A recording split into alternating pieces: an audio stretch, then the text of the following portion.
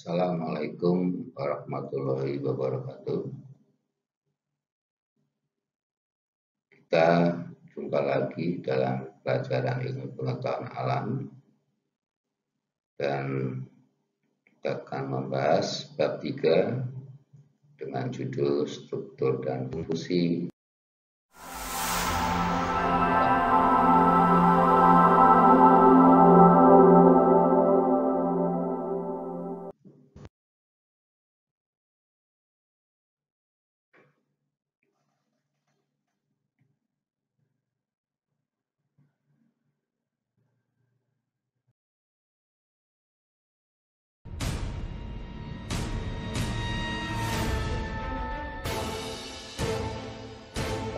Kita akan mulai.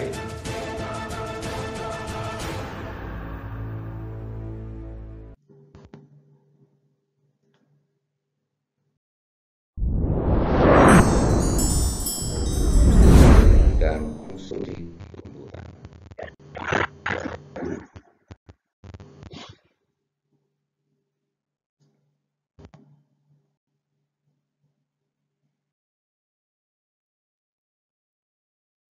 Organ tumbuhan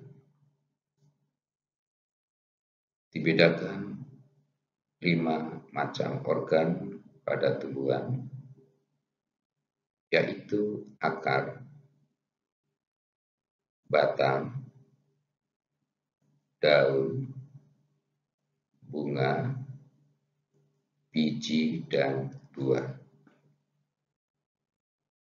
Setiap organ tumbuhan ini tersusun atas jaringan. Apa itu jaringan?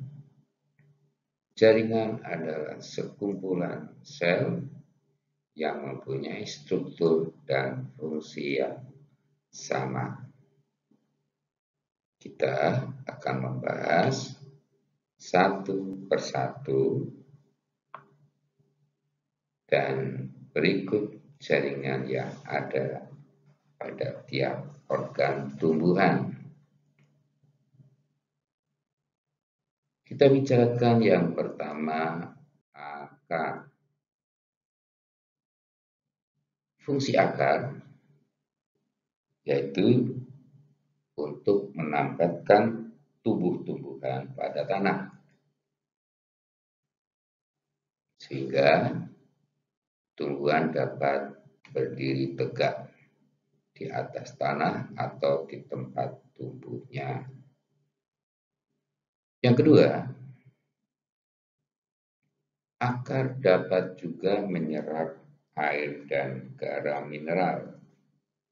Melalui rambut akar, air dan garam yang terlarut dalam tanah diserap, kemudian naik melalui silem untuk disalurkan ke batang dan daun. Beberapa tumbuhan akarnya juga berfungsi sebagai tempat menyimpan cadangan makanan. Tumbuhan yang akarnya mempunyai fungsi sebagai tempat menyimpan cadangan makanan seperti ketela pohon dan wortel. Yang keempat, akar juga dapat berfungsi sebagai alat pernapasan pada beberapa tumbuhan seperti tumbuhan beringin, tumbuhan bakau. Akarnya itu ada yang berada di atas permukaan tanah. Nah, akar yang berada di atas permukaan tanah ini menyerap oksigen yang ada di udara, sehingga akar-akar tumbuhan yang seperti tumbuhan bakau berfungsi sebagai alat pernapasan, maka disebut juga dengan akar napas. Sistem perakaran dapat kita bedakan dua, yaitu untuk tumbuhan dikotil.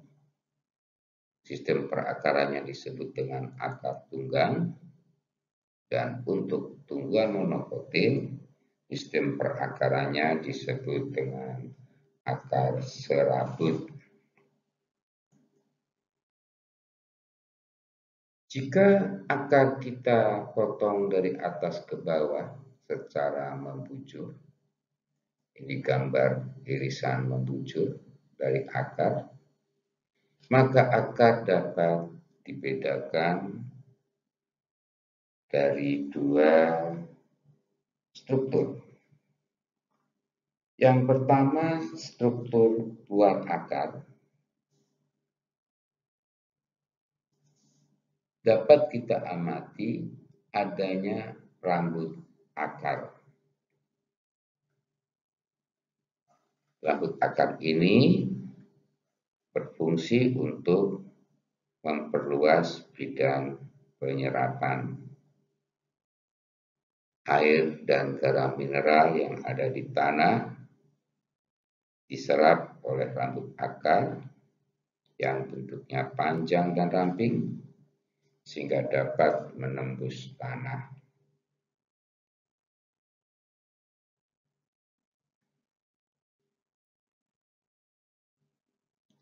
Bagian luar yang tampak juga adalah tudung akar atau yang disebut juga dengan kalitra. Fungsinya untuk melindungi ujung akar yang bersifat lunak dan mudah rusak. Selain itu, kalitra atau tudung akar juga berfungsi melindungi sel-sel akar dari kerusakan akibat pertumbukan dengan akar yang menembus tanah. Untuk melihat struktur dalam akar, kita harus melihat penampang melintang akar. Ini gambar melintang akar tumbuhan dikotil dan monokotil. Struktur dalam akar terdiri dari jaringan epidermis, korteks, endodermis, dan stil atau silinder pusat, silinder pusat. Sedangkan xilem dan flum berada di dalam silinder pusat. Epidermis terdiri atas lapis sel berdinding tipis dan bersifat semi permeable. Korteks berada di sebelah dalam epidermis. Susunan selnya tidak tersusun rapat sehingga terbentuk ruang-ruang antar sel. Ruang antar sel ini yang ada pada korteks berfungsi untuk proses pertukaran gas. Endodermis atau disebut juga dengan kulit dalam, kalau epidermis kulit luar, merupakan lapis sel yang berfungsi untuk mengatur jalannya air dan garam-garam mineral dari korteks menuju ke silinder pusat atau stil. Sel-sel endodermis dapat mengalami penebalan zat gabus pada dindingnya yang disebut dengan pita Kaspari. Silinder pusat terdiri atas jaringan periskel, yaitu lapisan terluar dan bekas pembuluh yang terdiri atas xilem dan flum. Pada tumbuhan monokotil, terdapat jaringan parenkim yang mengisi daerah di antara bekas pembuluh angkut, disebut juga empelur. Ya, di dalam sinder pusat ini atau stil. Ini yang disebut dengan lapisan Kaspari, ya, pita Kaspari, endodermis, korteks, ya, lapisan endodermis ini xilem, kemudian flum, endodermis. Pada bagian endodermis itu terdapat penebalan yang membentuk seperti pita, disebut dengan pita Kaspari. Air dan garam mineral masuk melalui celah-celah korteks, ya. Jadi kan dikatakan korteks itu selnya renggang sehingga ada celah-celah yang dapat dimasuki air dan garam mineral. Selanjutnya kita bicara organ yang kedua, yaitu batang.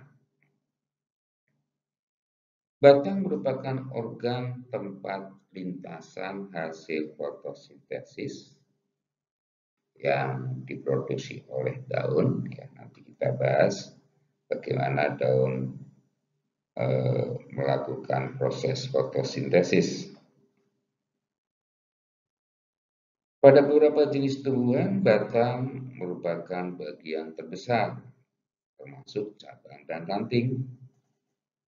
Tumbuhan lain seperti kol, selada, seperti tidak memiliki batang karena bentuk batangnya pendek dan melebar. Baiklah, kita lihat terlebih dahulu fungsi batang. Yang pertama, batang berfungsi menyokong bagian tumbuhan yang berada di atas tanah. Jaga agar tumbuhan tetap tegak dan menjadikan daun dalam posisi sedekat mungkin dengan sumber cahaya. Karena daun sangat memerlukan cahaya untuk proses fotosintesis. Fungsi yang kedua, batang juga merupakan jalannya pengangkutan air dan garam mineral dari akar menuju daun. Dan yang ketiga, berfungsi juga sebagai tempat pengangkutan makanan hasil fotosintesis. Ya, hasil fotosintesis dari daun itu melalui batang akan dikirim ke akar. Kenapa akar membutuhkan hasil fotosintesis yang berupa amilum? Karena akar juga memerlukan untuk tumbuh berkembang. Seiring dengan pertumbuhan tanaman atau tumbuhan, agar akar tetap dapat menopang tumbuhan, maka akar memerlukan makanan, ya, hasil dari fotosintesis daun. Yang keempat, batang juga dapat berfungsi sebagai tempat menyimpan cadangan makanan, seperti pada tumbuhan tebu dan kaktus.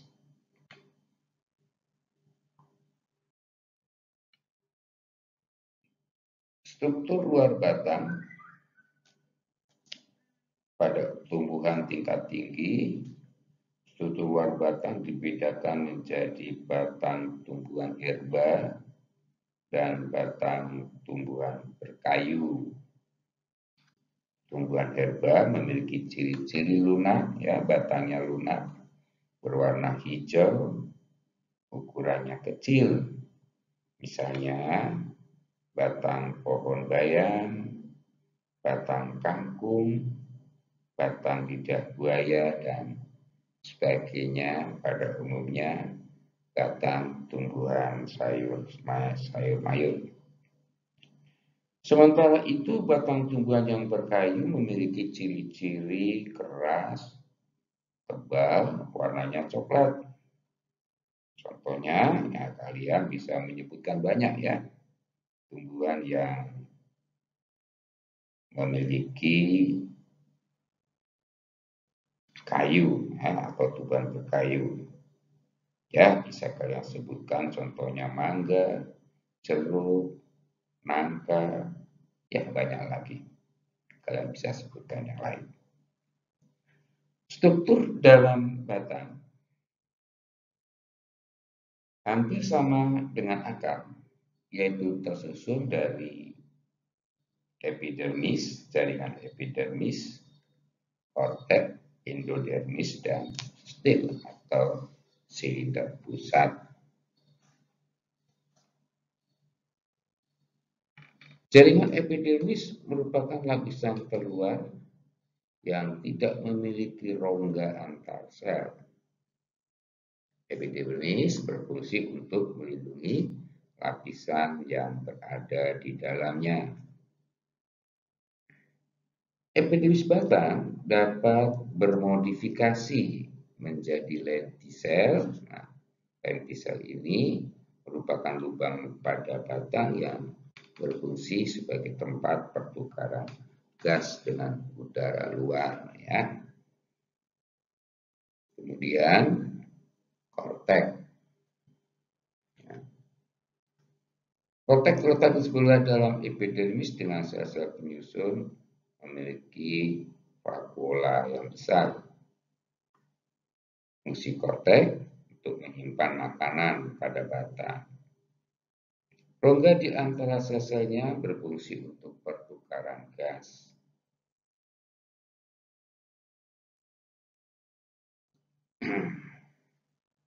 Pada tumbuhan tertentu, dinding sel korteks mengalami penebalan untuk menyokong atau menguatkan tumbuhan.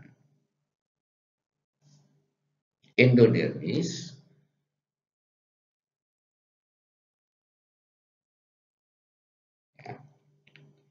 Endodermis merupakan lapisan letak di antara korteks dan silinder pusat.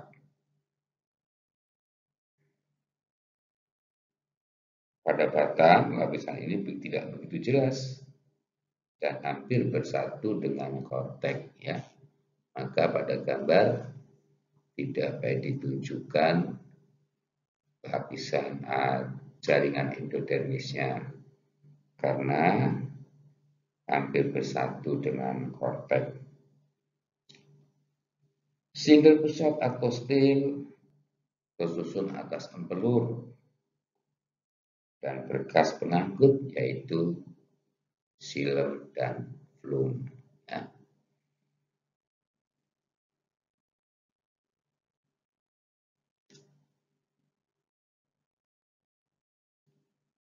Pada tumbuhan dikotil, berkas pengangkut batang letaknya teratur, membentuk lingkaran serta di antara xilem dan flum terdapat kambium. Sel-sel kambium selalu membentuk xilem dan flum sehingga menyebabkan batang semakin besar diameternya. Sementara itu untuk batang monokotil berkas pengangkutnya tersebar. Nah, kalian perhatikan gambarnya ini. Tersebar dan tidak terdapat kambium sehingga hanya tumbuh memanjang.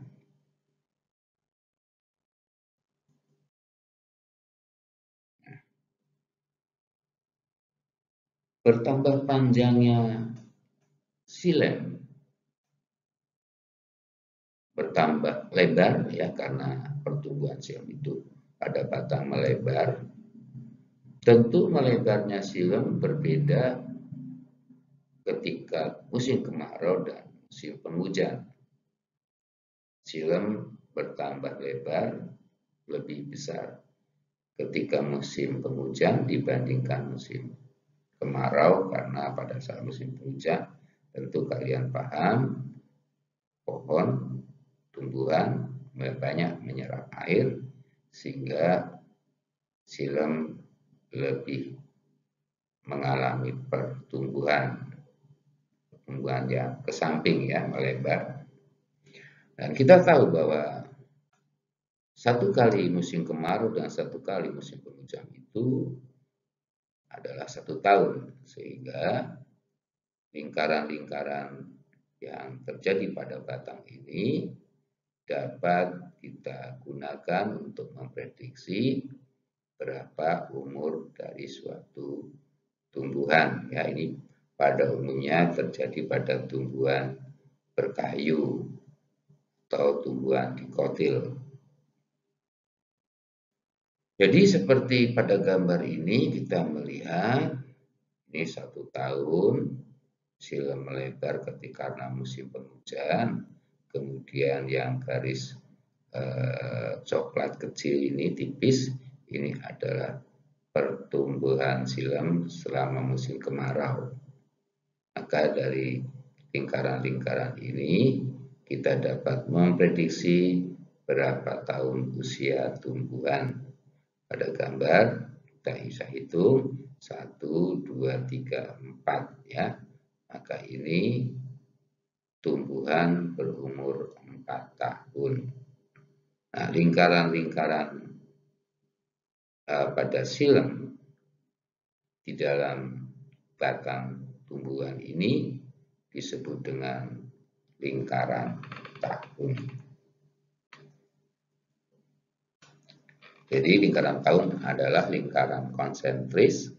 Konsentris artinya terpusat akibat pertumbuhan sekunder yang tampak berlapis-lapis akibat pergantian keadaan lingkungan, yaitu kemarau dan penghujan. Biasanya tumbuhan yang memiliki lingkaran tahun adalah tumbuhan dikotil karena batang tumbuhan dikotil memiliki kambium di dalamnya. Demikian organ batang. Kita masuk ke yang ketiga, yaitu daun. Fungsi utama dari daun adalah untuk tempat terbentuknya zat pati atau amilum, yaitu dalam proses fotosintesis daun dapat menghasilkan zat pati atau amilum tersebut yang berawal dari terbentuknya karbohidrat. Proses fotosintesis itu memerlukan 2 hal bahan baku, yaitu karbon dioksida diambil dari udara oleh daun. Sedangkan bahan baku yang kedua yaitu H2O atau air yang tumbuhan dapatkan dari dalam tanah yang diserap oleh akar, kemudian melalui batang, akar, air dan garam mineral yang diserap akar sampai ke daun. Yang kedua, daun juga berfungsi sebagai tempat penguapan air karena pada daun terdapat stomata. Ya.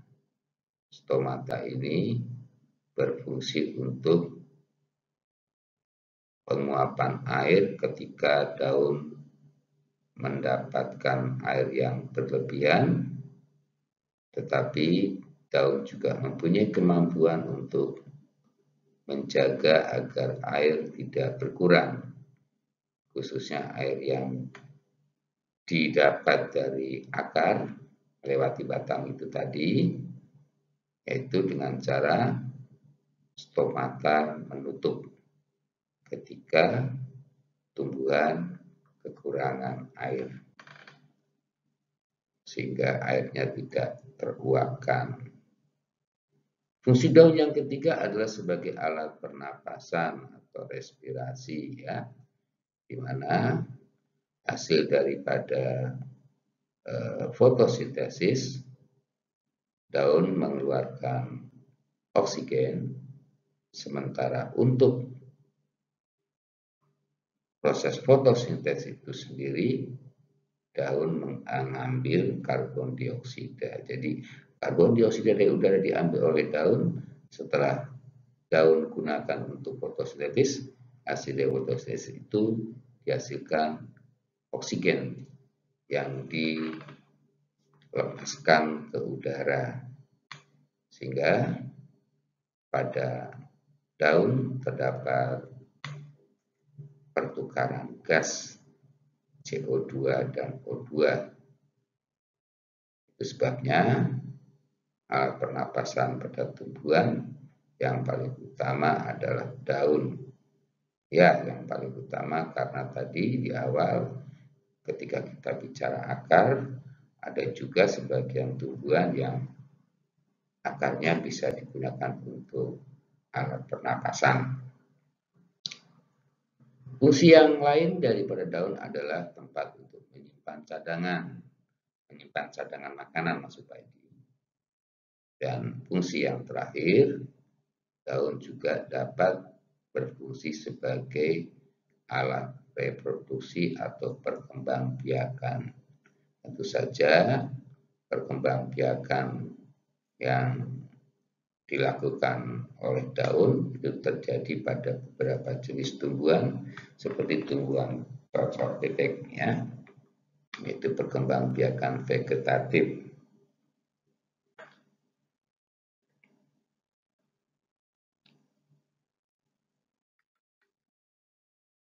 Kita bedakan sekarang tumbuhan monokotil dan dikotil berdasarkan daunnya. Pepaya ini termasuk tumbuhan dikotil. Kalian perhatikan daun pepaya ini memiliki urat-urat yang menjala, ya, seperti jala. Maka dikatakan tumbuhan dikotil daunnya memiliki peruratan yang menjala. Sedangkan jagung ini termasuk tumbuhan monokotil, daunnya memiliki peruratan yang sejajar. Ya. Ini beda tumbuhan dikotil dan monokotil. Dilihat dari daunnya. Nah, sekarang kita melihat bagaimana proses fotosintesis terjadi pada daun. Fotosintesis adalah proses terbentuknya karbohidrat dengan bantuan sinar matahari. Fotosintesis hanya terjadi pada sel-sel yang mempunyai klorofil, ya, dan klorofil itu hanya ada pada daun. Bagaimanakah reaksi kimia dari terbentuknya karbohidrat atau glukosa, ya, yaitu seperti ditunjukkan pada reaksi kimia berikut ini. Jadi seperti tadi di awal tadi dijelaskan, untuk fotosintesis diperlukan dua bahan baku, yaitu air dan karbon dioksida. Dengan bantuan cahaya matahari dan zat klorofil yang ada pada daun, reaksi dari air dan karbon dioksida ini membentuk glukosa, ya, atau karbohidrat, dan juga melepaskan oksigen. H2O itu adalah molekul air. Nah, di sini kok 6H2O, apa maksudnya ini? Lalu ini juga begitu, molekul karbon dioksida itu CO2, tapi ini kok 6. Nah, demikian juga nih yang dihasilkan 6O2. Apa itu maksudnya? Anak-anakku sekalian, H2O adalah satu molekul air. Ya. Jadi, molekul air itu dilambangkan dengan H2O. Ini molekul air. Maka kalau di depannya kita cantumkan angka 6, itu berarti 6 molekul air. Demikian juga ini kita baca 6 molekul karbon dioksida.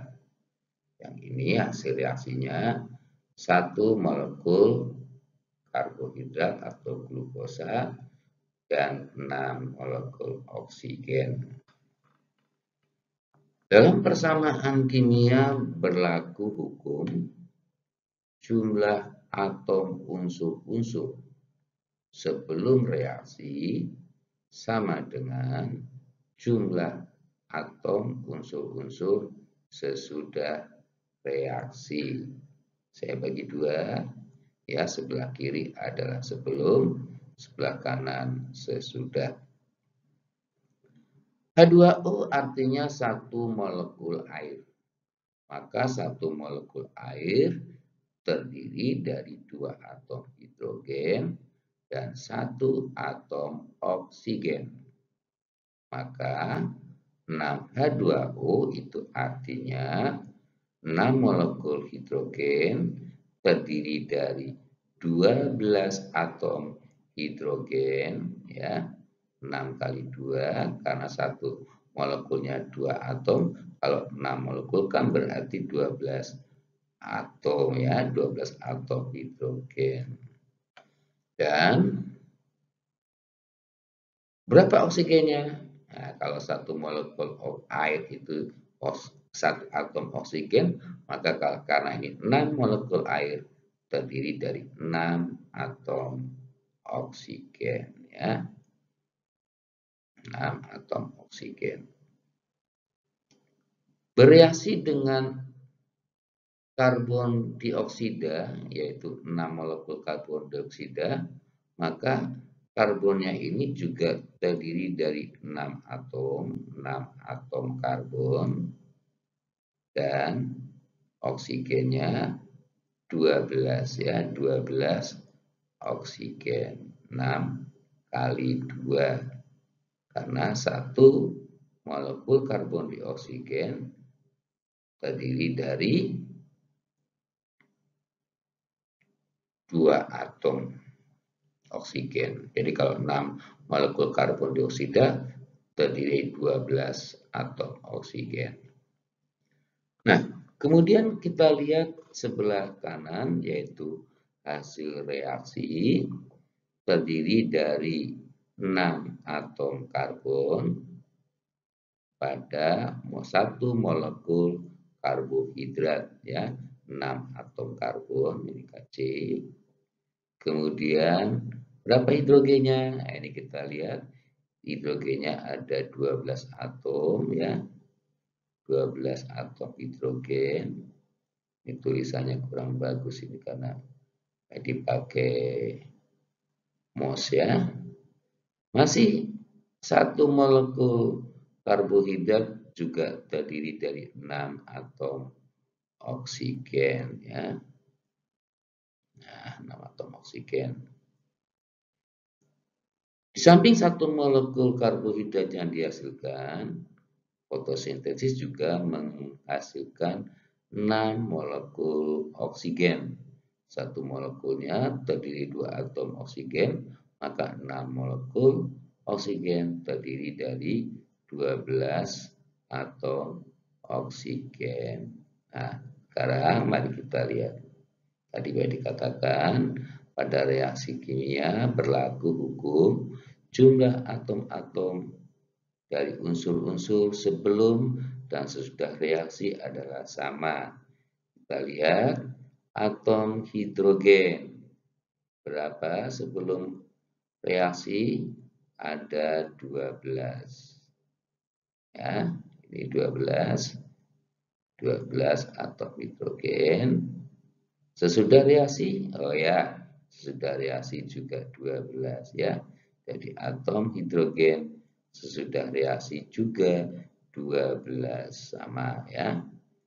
Sekarang kita lihat untuk atom karbonnya. Untuk atom karbonnya sebelum reaksi, ini dia ya. 6 ya, ada 6 atom. Sudah reaksi, ya ini. Sudah reaksi juga 6 atom. Karbonnya juga 6. Nah, sekarang bagaimana dengan atom oksigennya? Sebelum reaksi, ini oksigennya 6 dan 12, maka 18 oksigennya ada 18 atom ya.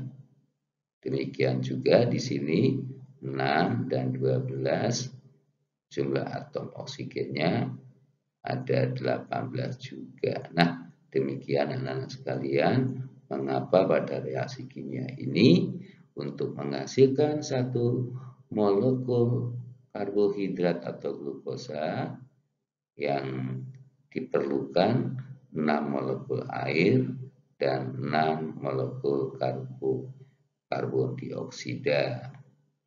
Hasil fotosintesis selain karbohidrat juga dilepaskan oksigen ke udara ya.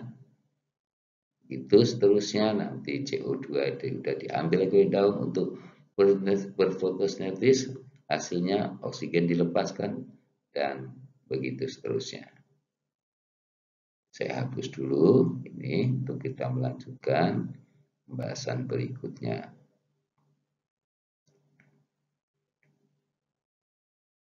Jadi sekali lagi perlu kalian pahami di dalam reaksi kimia jumlah atom setiap unsur sebelum dan sesudah reaksi adalah sama ya.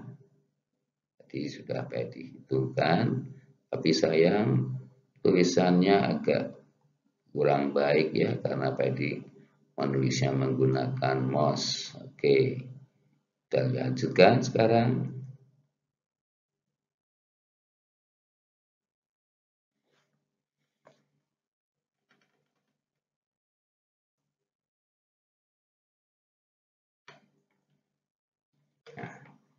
C6H12O6 atau glukosa selanjutnya diubah menjadi zat pati atau amilum yang akan tersimpan di akar, batang, dan buah sehingga akar, batang, dan buah dapat tumbuh berkembang bertambah besar ukurannya.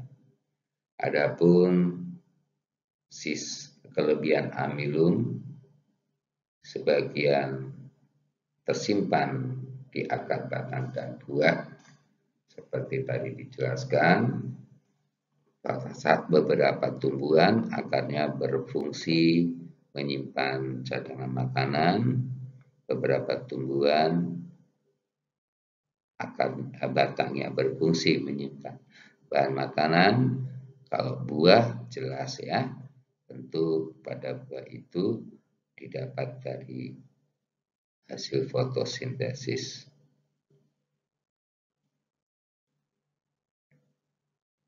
Adalah Julius von Sach, seorang ahli botani, membuktikan bahwa fotosintesis itu menghasilkan zat tepung atau amilum ya. Tepung zat pati ya, yang asalnya dari glukosa C6H12O6. Bagaimana Sach melakukan percobaan? Mari kita ikuti percobaan Sach.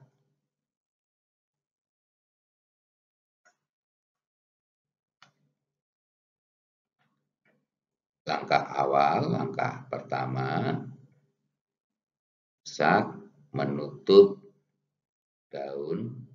sebagian daun dengan aluminium foil. Sedangkan bagian daun yang lain dibiarkan terbuka, ya, tidak ditutup maksudnya. Apa maksudnya dari penutupan daun menggunakan aluminium foil ini? Yang hanya sebagian.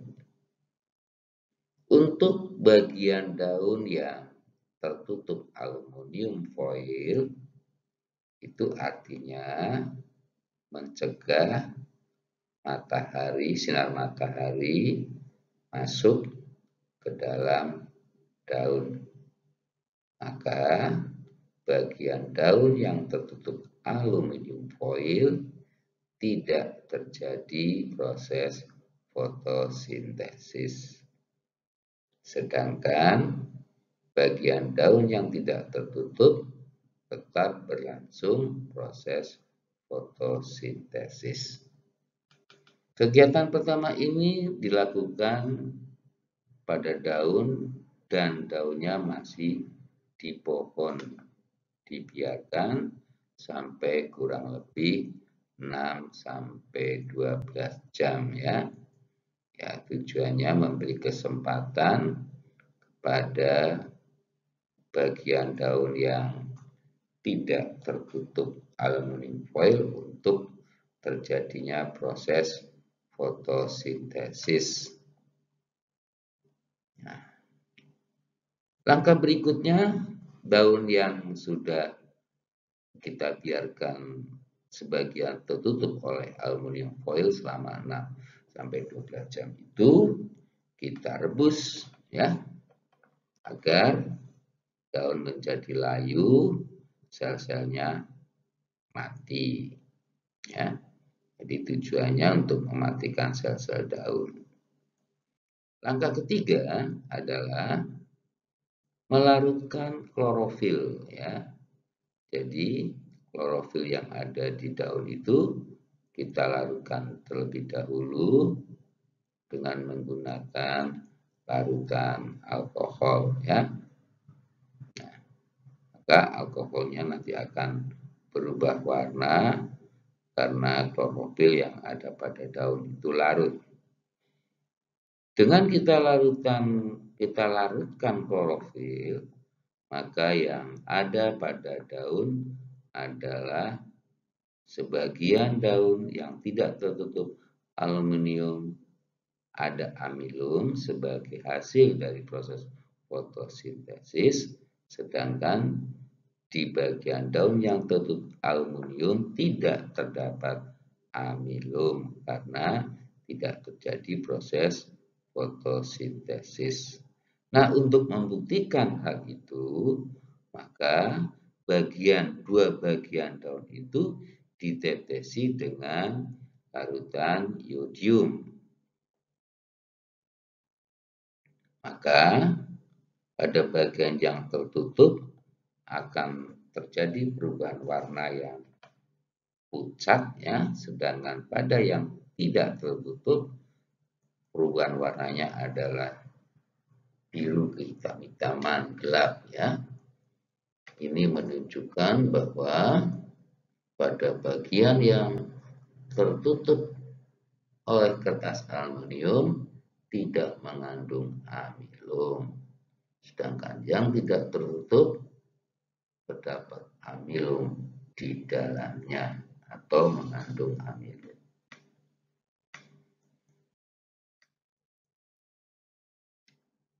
Sekarang kita lanjutkan dengan struktur dan jaringan pada daun.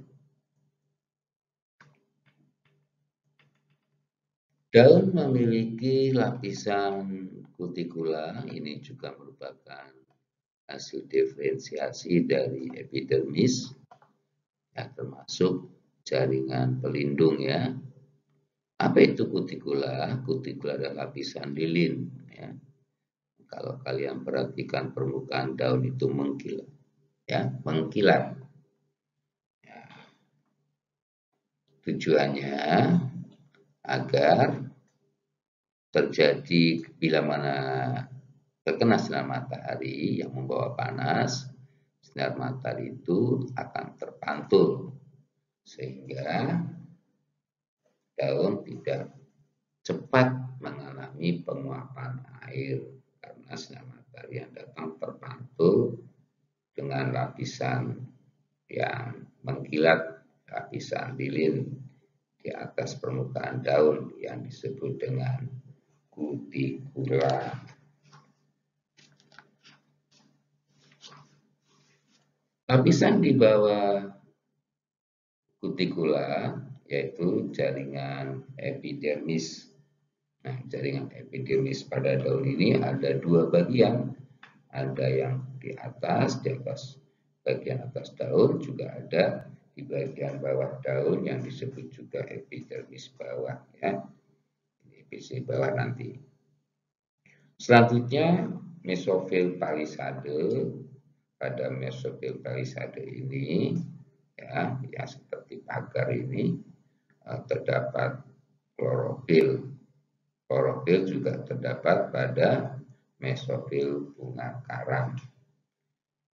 Proses fotosintesis hanya terjadi pada jaringan yang mengandung klorofil. Jadi, di manakah proses fotosintesis pada daun terjadi? Terjadi pada jaringan mesofil palisade dan bunga karang.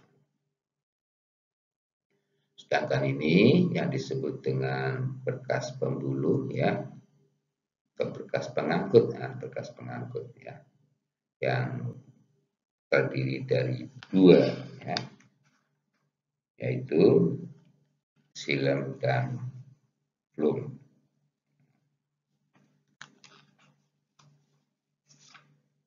Tadi telah kalian pahami bahwa xilem dan flum itu yang merupakan berkas pengangkut. Mengangkut apa? Ya, tadi sudah dijelaskan, yaitu xilem berfungsi untuk mengangkut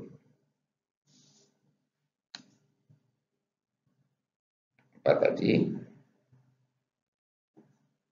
Masih ingat?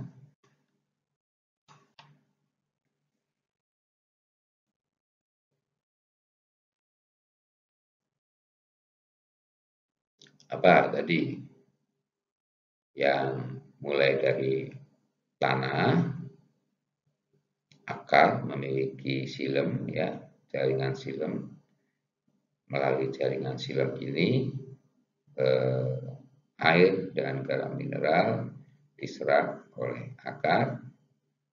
Lalu pada batang juga terdapat xilem, maka pada xilem batang ini air dan garam mineral dari akar melewati xilem batang dan airnya masuk ke daun, ya. Maka di daun juga ada jaringan xilem.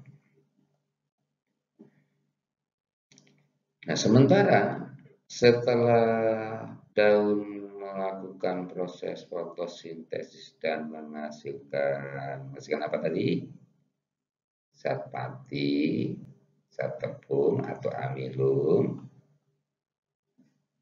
yang itu diperlukan untuk tumbuh kembangnya batang dan akar. Maka hasil fotosintesis juga dialirkan ke batang dan akar melalui jaringan flum, ya.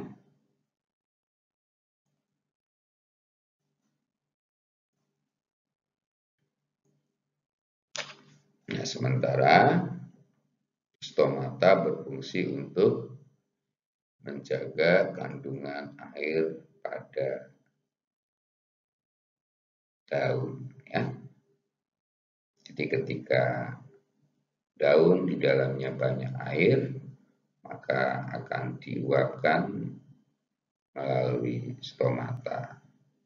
Sebaliknya, seperti tumbuhan yang terdapat di padang pasir atau daerah kering, seperti tumbuhan kaktus, maka air yang ada di dalam daun itu diupayakan untuk tidak mudah menguap, stomatanya menutup begitu ya. Sekarang kita lanjutkan dengan organ yang keempat, yaitu bunga. Bunga adalah satu-satunya organ tumbuhan yang berfungsi sebagai alat reproduksi generatif. Artinya, pada bunga terdapat alat kelamin ya, jantan dan betina. Nah, ini bagian-bagian daripada pohon, pada bunga maksud Pak Edi, terdiri dua bagian pada daun, yaitu pada bunga, maaf atau pada lagi, yaitu yang pertama kalau alat kelamin, alat reproduksinya yaitu putik, yang terdiri kepala putik dan tangkai putik, yaitu sebagai alat kelamin betina, sedangkan benang sarinya adalah alat kelamin jantan ya. Nah, benang sari ini juga sebenarnya terdiri dari dua, yaitu kepala sari dan ini tangkai sari yang memanjang ya. Selain terdiri dari dua alat reproduksi, bunga juga dilengkapi dengan mahkota, kemudian kelopak dan tangkai ya. Sedangkan dari tangkai putik ini menjadi satu kesatuan alat kelamin betinanya, yaitu adanya kandung lembaga bakal biji dan juga bakal buah. Ya. Ketika bunga memiliki dua alat reproduksi dan kelengkapan bunga yang lain, yaitu mahkota, ada mahkotanya, ada kelopak, ada tangkai, maka itu disebut dengan bunga yang lengkap. Ya. Jadi bunga lengkap adalah bunga yang memiliki alat reproduksi baik putik maupun benang sari, juga memiliki kelengkapan yang lain, mahkota, kelopak, dan tangkai yang disebut juga dengan perhiasan bunga. Apabila bunga tidak memiliki salah satu kelengkapan, baik itu alat reproduksi maupun perhiasan bunga, maka disebut dengan bunga tak lengkap. Bila bunga di dalam satu bunga terdapat sudah memiliki dua alat reproduksi, satu bunga ada putiknya, ada benang sarinya, maka itu disebut dengan bunga sempurna. Ada juga bunga yang alat reproduksinya cuma satu ya, hanya punya putik atau hanya punya benang sari. Bunga seperti itu disebut dengan bunga tak sempurna. Bunga tumbuhan monokotil dan tumbuhan dikotil dibedakan dari jumlah kelopaknya, daun kelopaknya, daun mahkota maupun benang sari. Untuk tumbuhan monokotil, jumlah daun kelopak, daun mahkota atau benang sarinya itu jumlahnya merupakan kelipatan 3. Sedangkan untuk tumbuhan dikotil, daun kelopak, daun mahkota, dan benang sari jumlahnya merupakan kelipatan 4 atau 5. Ya, yang terakhir kita akan berbicara dengan organ yang terakhir, yaitu buah dan biji. Ya.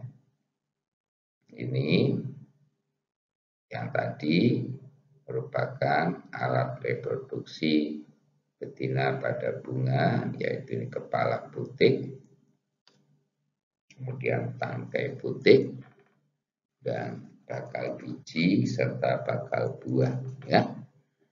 Bakal buah atau ovarium, bakal biji atau ovul.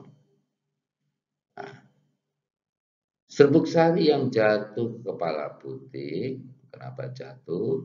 Itu banyak faktor penyebab, bisa karena dipindahkan oleh angin, bisa oleh serangga, misalnya kupu-kupu atau lebah, bisa juga oleh manusia, ya. Nah, setelah serbuk sari jatuh ke kepala putik, akan diteruskan melewati tangkai putik ke bakal biji dan bakal buah. Maka pada bunga terjadi pembuahan ganda. Pembuahan ganda menyebabkan bakal biji menjadi biji, bakal buah menjadi buah, seperti pada contohnya buah mangga ini. Ya, bakal biji menjadi biji yang besar dan bakal buah menjadi daging, ya, daging mangga, daging buahnya itu. Dan juga tentunya adanya kulit buah sebagai satu kesatuan dari buah. Demikian anak sekalian pembahasan tentang struktur dan jaringan tumbuhan. Belajar terus dan semoga sukses untuk kalian semua. Assalamualaikum warahmatullahi wabarakatuh.